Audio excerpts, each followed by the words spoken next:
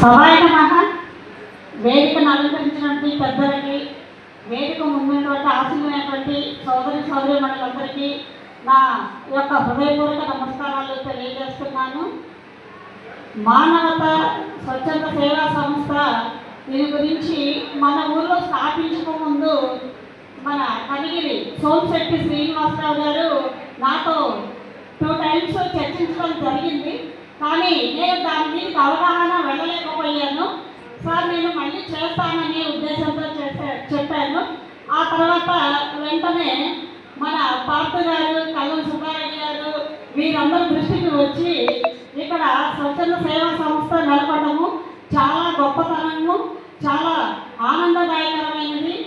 అలానే మన రామచంద్రరావు గారు మానవత స్వచ్ఛంద సేవా సంస్థ పెట్టడంలో కూడా ఒక అర్థము పరమార్థము ఉంది.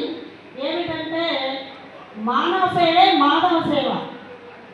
మానవుడికి సేవ చేస్తే ఆ భగవంతుడికి సేవ చేసినట్టని ఆ పర్యంలో వారు పెట్టడం చాలా గొప్ప విశేషము.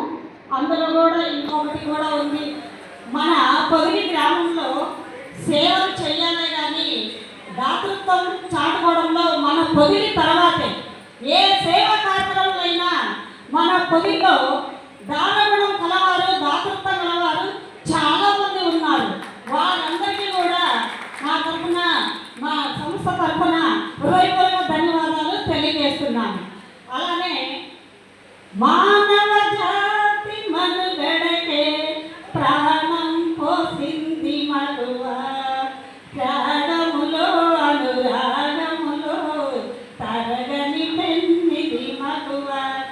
అట్లానే మన స్వచ్ఛంద సేవా సంస్థలో ఈ యొక్క ప్రతి ఒక్కరూ భాగస్వామ్యం చేసి ముందుకు నడిపిస్తున్నటువంటి ఎంతో మహోన్నతమైనటువంటి సేవా సంస్థకి చాలా చాలా రుణపడి ఉన్నాము.